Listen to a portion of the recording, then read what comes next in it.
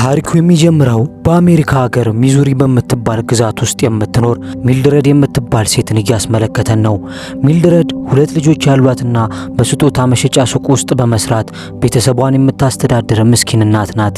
ግን ምን ያደርጋል ከ7 ወራት በፊት አንጄላ የተባለች በ10ዎቹ ዕድሜ ክልል ውስጥ የምትገኝ ልጇ እጅግ ዘግናኝ በሆነ ሁኔታ ተደፍራ በሳት ተቃጥላና ተገድላ መንገድ ላይ ተጥላ ተገኝታ ስለነበር ሕይወቷ ተመሰቃቅሎባት የግዷን ቁማ ትሄድ እንጂ ከልጇ ሞት በኋላ ሕይወት እንደመረራት እንረዳለን። ምክንያቱም በእነዚህ 7 ወራት ውስጥ ፖሊሶች በልጇ ግድያ ዙሪያ አንድም ተጠርጣሪ ያላዙና ምንም ፍንጭ ያላገኙ በመሆኑ ነበር። እናም ክሷ ምንም አይነት ምርመራ ሳይደረግበት ቆይቶ ልክ ፍሪጅ ውስጥ እንደገባ ምግብ ፋይሏ በፖሊሶች ጠረጴዛ ስር ተቆልፎበት ስለተቀመጠ ሚልድረድ ይህ የልጇ ሞት ጉዳይ የእግር እሳት ሆኖ እያንገበገባትና ውስጧን እየበላት ነበር ቀኗን የምትገፋው። ከዕለታት በአንዱ ቀንም ሚልድረድ ጭር ባለ መንገድ ላይ መኪናዋን እየነዳች ስታልፍ መንገድ ዳር ተረስተውና በስብሰው የቆዩ 3 ግዙፍ የማስታወቂያ ሰሌዳዎችን ትመለከታለች። እነዚህ ሰሌዳዎች ለዓመታት ማንም ያልተጠቀመባቸው በመሆናቸው እጅግ አርጅተዋል። ምክንያቱም መንገዱ ብዙም ሰው የማይሄድበት በመሆኑ ማስታወቂያ የሚለጥፍባቸው ሰው ጠፍቶ ነበር። ሚልድረድ ግን እነዚህን ሰሌዳዎች ስታይ አንድ ሐሳብ ጭንቅላቷ ውስጥ ብልጭ ይላል። መኪናዋን አቁማ ሰሌዳዎቹን ለረጅም ጊዜ ስትመለከት ከቆየች በኋላ በቀጥታ ሰሌዳዎቹን ወደሚያስተዳድረው የማስታወቂያ አስነጋሪው ድርጅት ትሄዳለች። በዚያም ሬድዌል የተባለ አንድ ወጣት ልጅን ታገኛለች። ስለ ሰሌዳዎቹም ትንሽ መረጃ ከጠየቀችው በኋላ ወዲያውኑ $5000 ታስጨብጠውና ሰሌዳዎቹን ተከራይታ በላያቸው ላይ እንዲጻፍላት የምትፈልገውን ጽሑፎች ትሰጠዋለች። ግን ሬድ የሰጠችውን ጽሑፍ ሲያነብ ክፉኛ ነበር የደነገጠው። ግን ማስታወቂያዎቹ ጠያቂም ስላልነበራቸው እሺ ከማለት ውጭ አማራጭ አልነበረውም። እሷ ግን ጨምራ ለሙሉ 1 ዓመት ማንም ሌላ ሰው እንዳይከራያቸው የሚያዝ ውል በግዱ አስፈርመው ትወጣለች። ልጁ ግን የሚያደርገው ነገር ግራ ገባው። ምክንያቱም የድርጅቱ ቢሮ የሚገኘው ከፖሊሶቹ መስሪያ ቤት አጠገብ ስለነበር ነገሩ ይበልጥ አስፈርቶታል። ግን ብዙም ሳይቆይ ገንዘቧን ተቀብሎ ስለነበርና ውል ስለፈረመላት የማስታወቂያ ድርጅቱ ሰራተኞች ሰሌዳዎቹ ላይ የተሰጣቸውን መልእክቶች መለጠፍ ይጀምራሉ። መላው የከተማ ነዋሪዎችም የተለጠፈውን መልእክት ሲመለከቱ ድንጋጤ ውስጥ ይገባሉ። የመጀመሪያው የማስታወቂያ ሰሌዳ ላይ ልጅ ተደፍራ ነው በግፍ የተገደለችው። ሁለተኛው ላይ እስካሁን የታሰረ አንድም ሰው የለም። ሶስተኛው ላይ ደግሞ ለምን እንደዚህ ያደረግክ ቺፍ ዊሎቢ ብላ ነበር ያጻፈችባቸው። እነዚህ 3 መልእክቶች በቀጥታ የከተማዋን የፖሊስ አዛዥ ቢል ዊሎቢን የተባለ ሰው ተጠያቂ የሚያደርጉ ነበሩ። ምክንያቱም እስካሁን ለልጇ ምንም መፍትሄ ካልሰጧት ሰዎች መካከል አንዱ ይህ ሰው ነበር። ሚልድረድ ለልጇ ፍትህ ትፈልጋለች። ለዚህም ሲባል የከተማዋን በጣም የተከበረ ሰው በሕዝብ ፊት ለማዋረድ በጣም ቸኩላለች። የማስታወቂያ ሰሌዳዎቹ ላይ የተጻፉት ጽሑፎች ወዲያውኑ የሁሉንም ሰው ትኩረት ይስባሉ።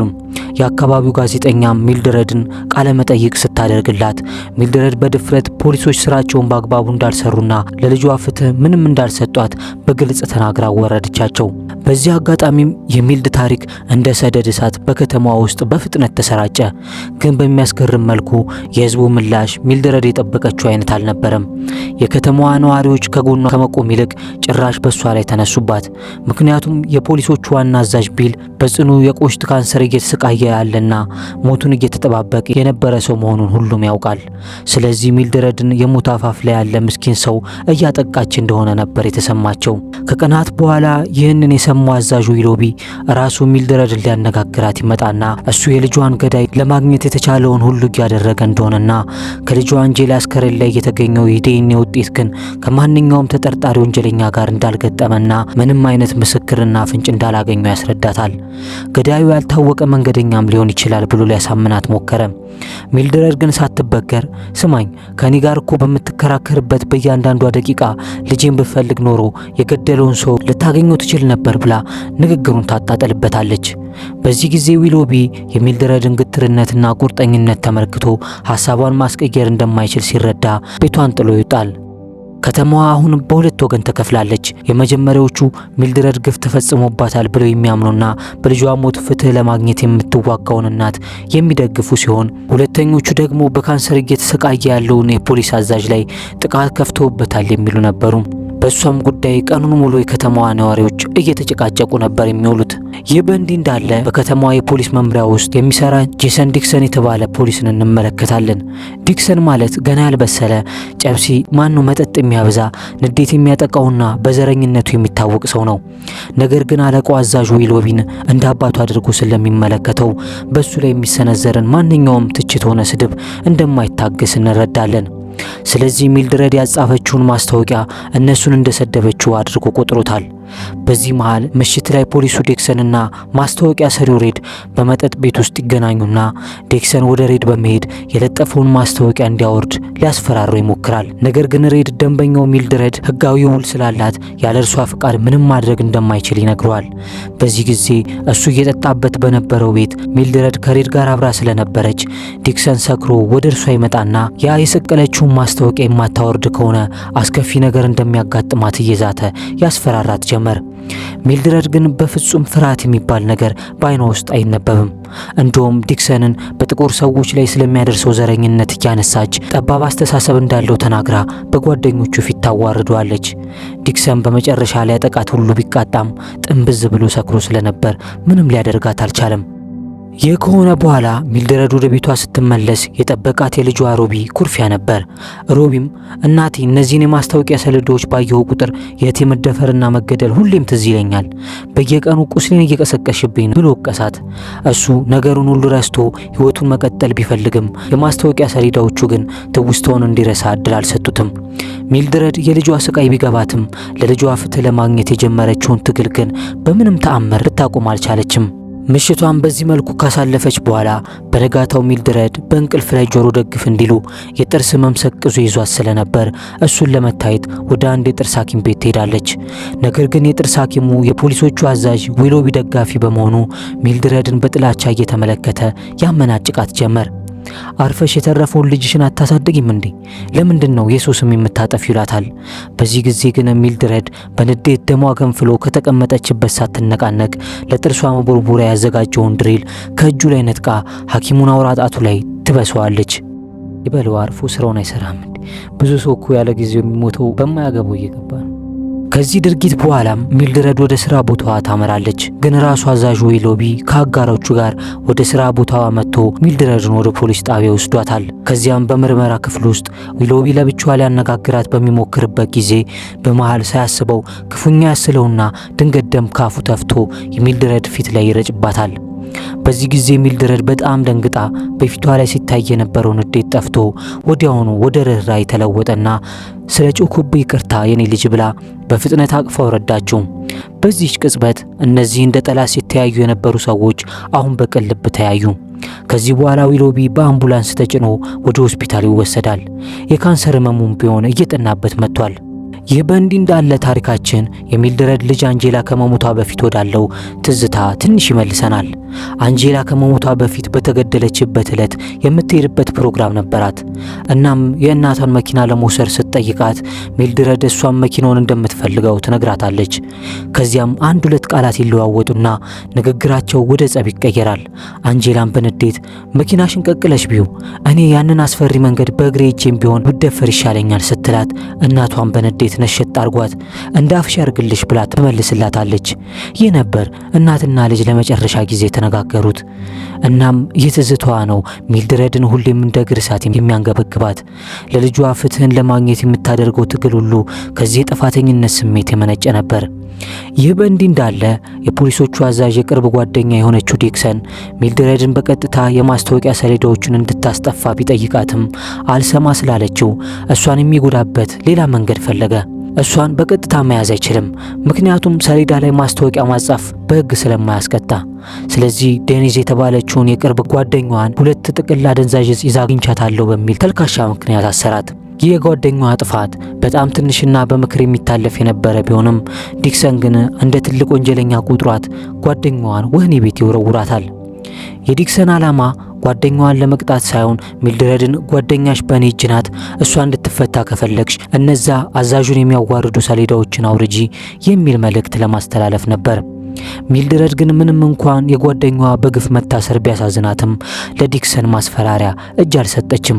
ጓደኛዬን አሰራችኋት አላሰራችኋት ከጀመርኩት የፍትህ ፍለጋ ትግል ወደ ኋላ አልልም በማለት በአቋሟ ትጸናለች።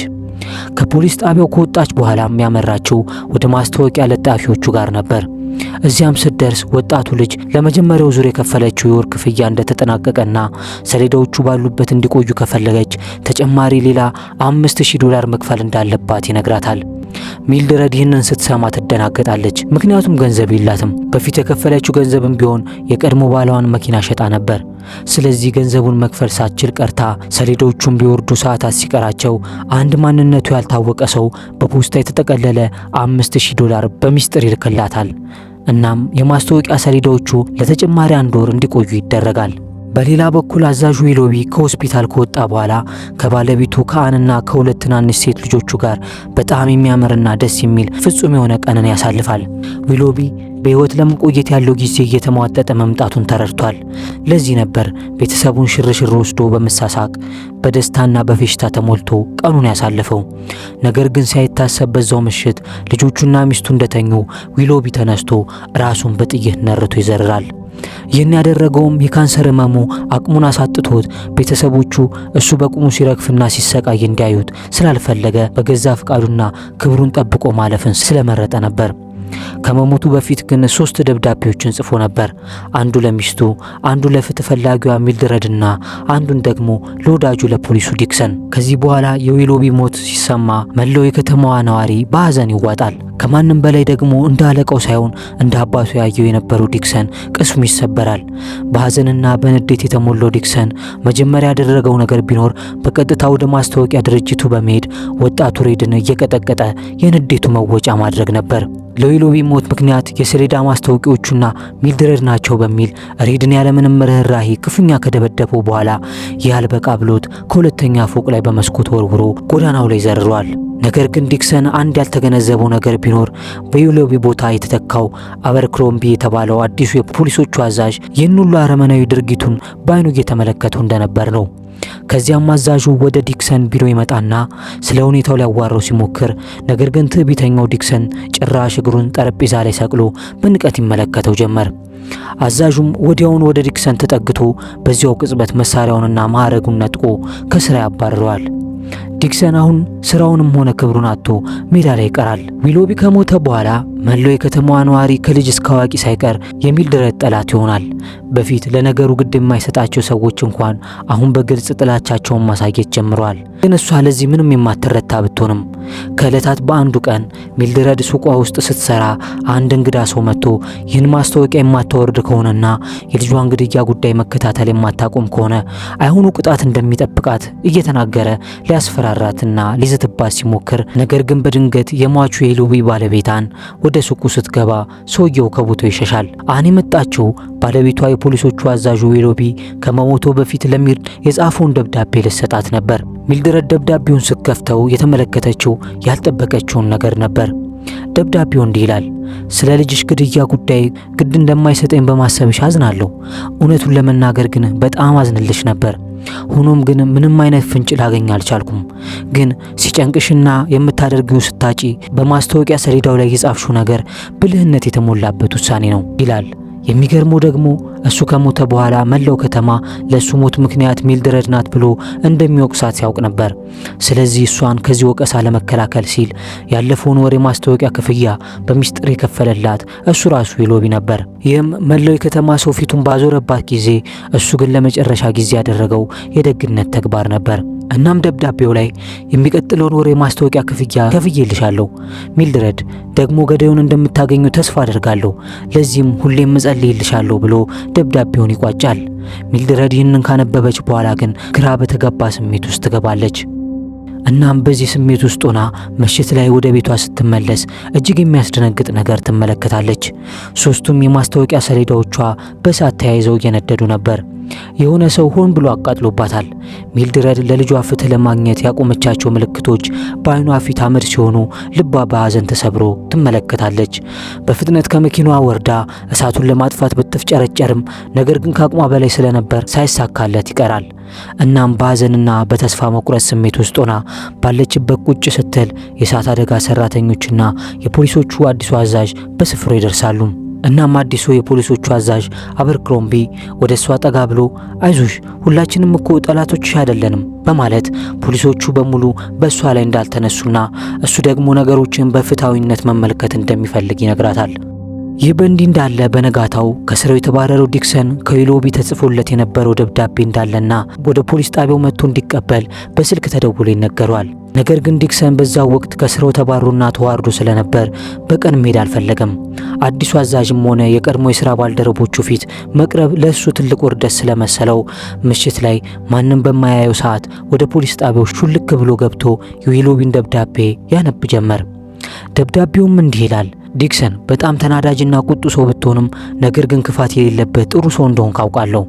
አባትህን በልጅነትህ በማጣትህ ምክንያት ቶሎ ተናዳጅ ብትሆንም ግን ሰዎችን በጭፍን መጥላት የምትተው ከሆነ ሁልጊዜም እንደምትመኘው የተዋጣለት ጎበዝ መርማሪ ፖሊስ መሆን ትችላለህ። ለዚህም ዋና ቁልፉ ፍቅር ነው። ፍቅር የአእምሮ ሰላምና መረጋጋትን ስለሚሰጥ ያ ደግሞ ነገሮችን በግልጽና በፍትሃዊነት ያሳያል ብሎ ነበር የጻፈለት። አይ እሱ ከስራ እንደተጫረ አላወቀም ጀለስ። ዲክሰን ጆሮ ላይ ሄድፎን አድርጎ የሚወደውን ሙዚቃ እየሰማ ነበር በስሜት ደብዳቤውን የሚያነበው። ልክ በዚች ቅጽበት ግን የማስታወቂያ ሰሌዳዎችን ያቃጠሉት ፖሊሶቹ ናቸው ብላ ያመነችው ሚልድረድ ዝም ብላ እግሯን አጣጥፋ አልተቀመጠችም። እናም በቀሏን ትጀምራለች። መጀመሪያ ላይ ወደ ፖሊስ ጣቢያው ስልክ ትደውላለች። ነገር ግን የሚያነሳ ስላልነበር ማንም ሰው በጣቢያው ውስጥ አለመኖሩን ካረጋገጠች በኋላ በቤንዚን የተሞሉ ጠርሙሶችን አዘጋጅታ እሳት እየለኮሰች ወደ ፖሊስ ጣቢያው ተወረውራቸውና ጣቢያው በእሳት መያያዝ ይጀምራል። ሚልድረድ ፖሊስ ጣቢያውን በእሳት ስታጋየው ዲክሰን የጆሮ ማዳመጫ አድርጎ የዊሎቢን ደብዳቤ እያነበበ እንደነበር አላወቀችም። ዲክሰን በበኩሉ በሚያደምጠው ሙዚቃና በደብዳቤው ተመስጦ ሌላ ታሪክ ውስጥ ገብቶ ዓለም ብትገለባበጥ እንኳን አይሰማም ነበር። ግን ሳያስበው በድንገት ጣቢያው በፍንዳታ ሲናወጥና እሳቱ በደንብ ከተሰራጨ በኋላ ነበር የባነነው። የሚገርመው ነገር ግን ራሱን ማትረፍ ባለበት በዛች የጭንቅ ሰዓት ዲክሰን ለራሱ ሕይወት ሳይሆን በሚልድረድ ልጅ ሞት ዙሪያ ለተሰበሰቡት ማስረጃዎች ነበር። ለካ ያቺ ደብዳቤ በቅጽበት አስተሳሰቡን ቀይሯለች።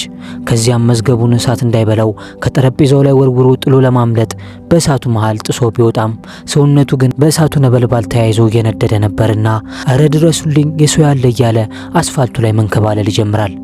በዚህ ጊዜ በአካባቢው ያልፍ የነበረ ለሚልድረድ የተለየ ስሜት የነበረው ጄምስ የተባለ ድንክዬ ጓደኛው በፍጥነት ደርሶ እሳቱን በማጥፋት የዲክሰንን ሕይወት ይታደገዋል።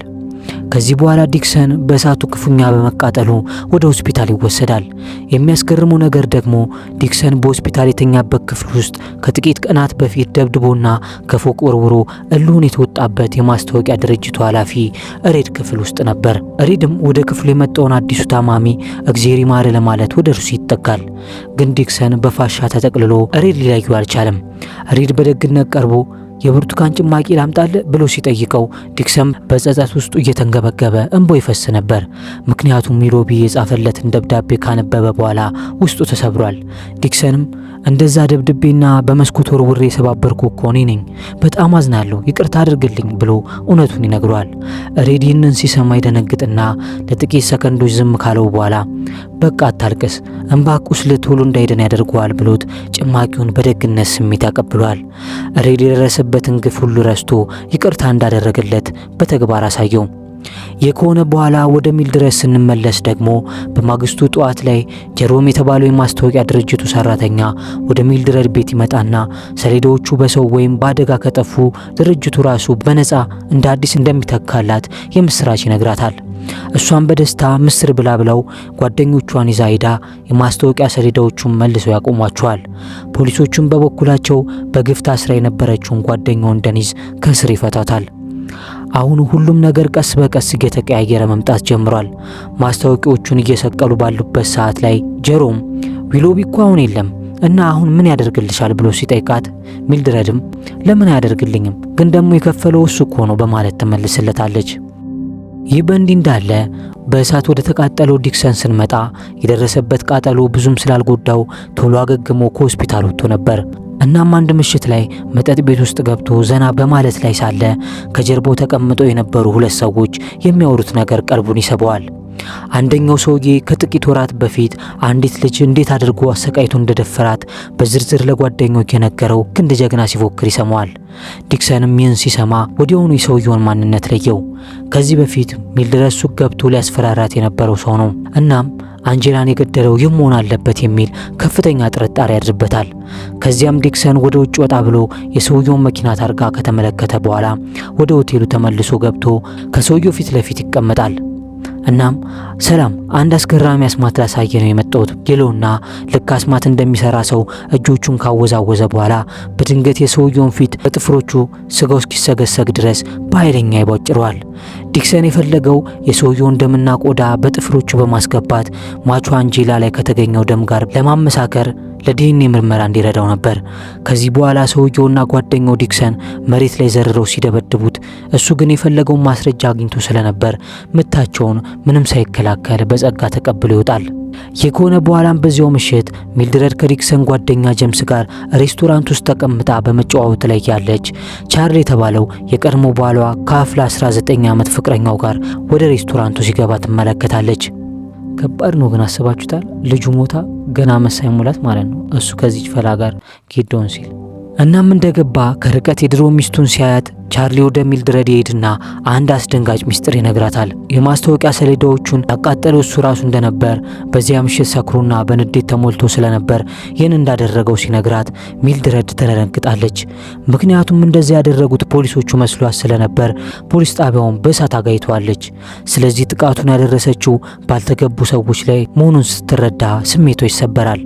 ቻርሊ ሚን ተናግሮ ወደ መቀመጫው ሲመለስ ሚልድረድ ግን በንዴት ተሞልታ አዘውት የነበረውን የሻምፓኝ ጠርሙስ ይዛ ተከተለችው። ቻርሊ ሲመለከታት ጠርሙሱን ጭንቅላቱ ላይ የምታሳርፍበት መስሎት ተሸማቀቀም። እሷ ግን አብረው የነበረችው ፍቅረኛው የሞተችውን ልጇን አንጄላ ስላስታወሰቻት አናቱን ልትተረትርበት ያመጣችውን ጠርሙስ እንኩ ለእናንተ ነው ያመጣሁት ብላ በዝምታ ጠረጴዛው ላይ ያስቀምጠው ትሄዳለች። ሚልድረድ አሁን በጥላቻ ፋንታ ርህራይን መርጣለች። ግን ወደ ጠረጴዛዋ ስትመለስ ጀምስ የሚያዘዙትን የሻምፓኝ ጠርሙስ ዝም ብላ አንስታ ወስዳ የሰጠቻቸው መስሎት በሁኔታው ግራ ተጋብቶና ተናዶ ስሚ ሚል እኔ እኮ የተከበርኩ ሰው እንጂ እንደዚህ የምናቅ ሰው አይደለሁም ብሎ ጥሏት ይወጣል።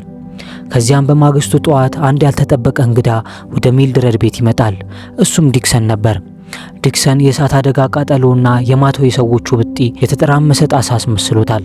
ግን እንደዛም ሆኖ ወደ እሷ መጥቶ በመጠጥ ቤት ውስጥ ሆኖ እነዛ ሰዎች ስለወሩት ታሪክ እንዴት ብሎ ከጉንጩ ላይ የዲኤንኤ ናሙና እንደወሰደና አሁን ወደ ላብራቶሪ ልኮት ምርመራ እየተደረገበት እንደሆነ ይነግራታል።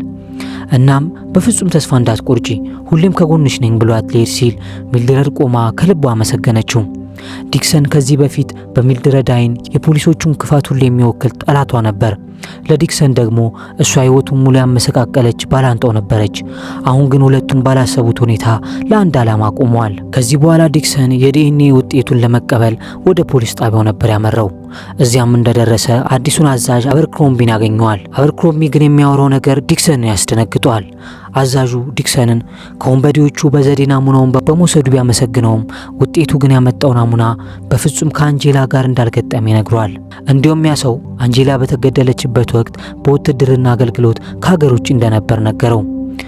ሰውየው ዝም ብሎ ለመፎከር እንጂ ወንጀሉን አልፈጸመውም ብሎ ይነግረውና ነገሩን እንዲተወው ይመክረዋል። ዲክሰንም በሰማው ዜና ቅስሙ ስብርብር ብሎ ወደ ሚልድረድ ቤት በመሄድ መጥፎ ዜናውን ይነግራታል። ሚልድረድም ፍትህን ለማግኘት በልቦ የሰነቀችውን አዲስ ተስፋ እንደ ጉም ብን ብሎ ሲጠፋ ታያት።